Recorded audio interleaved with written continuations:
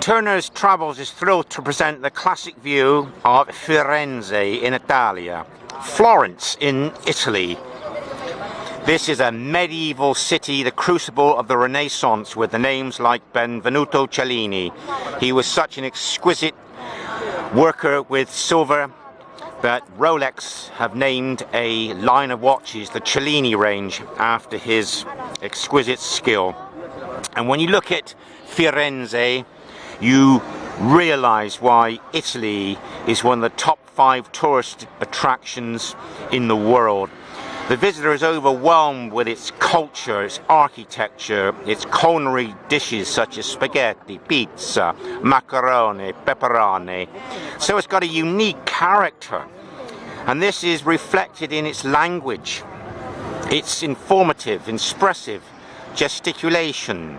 Just imagine this, poetically speaking. La stazione, por favore, mi amore. Non parlo italiano, parlo inglese. Come stai bene? Grazie mille. And Italy's thrilled me because of various factors such as the film industry, matching Hollywood from its European stance. Cinecittà, the film studios that I visited, and the fantastic world-class film composer Ennio Morricone scored over 450 films, and when he scored the Western soundtracks, we all knew that the music was different. And pop artists in the 60s from America, Britain, they would often pick Italian pop songs and put the lyrics into English, or vice versa. They had to sing in English to start with, such as my top favourite singers, Neil Sedaka, Gene Pitney, and then they were expected to sing in Italian or other languages, and they loved the Italian language. And I have my favourite songs, Neil Sedaka, La notte fatta per mare, and then there's Gene Pitney, Nessuno mi può giudicare. And of course, we've got Gianni Morandi. He's been famous in Italy as a pop artist since the early 60s. And if you go down on the subway in Italy, you see there's an advertisement for his forthcoming new CD. Italy is a kaleidoscope of overwhelming interests. The shops are exquisite. They can be branching out from the fashion house in Milan. Italy's got the world's deepest swimming pool. It's 40 meters. It's just supplanted the Nemo 33 meters in Brussels. Being Sunday, I've seen typically lots of Italian cyclists riding their Italian branded bicycles. Geographically famous, such as Etna, one of the world's most active volcanoes, the biggest volcano in Europe.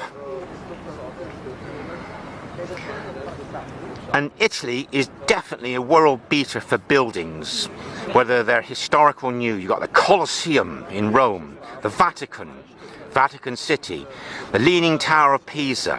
Where else would you see that?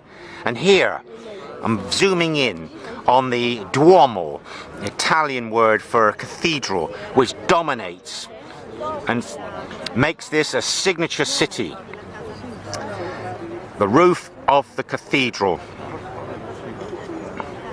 the birthplace of the Renaissance. Extravagance, buildings that some people could say are bombastic in size and expression, but nonetheless they overwhelm the senses. I've just come to Firenze to get the panoramic view and appreciate the Duomo and Ponte Biagio, the old bridge here, where it's like a bridge in Bath, England. You've got exquisite shops on that bridge selling high-class watches and jewellery.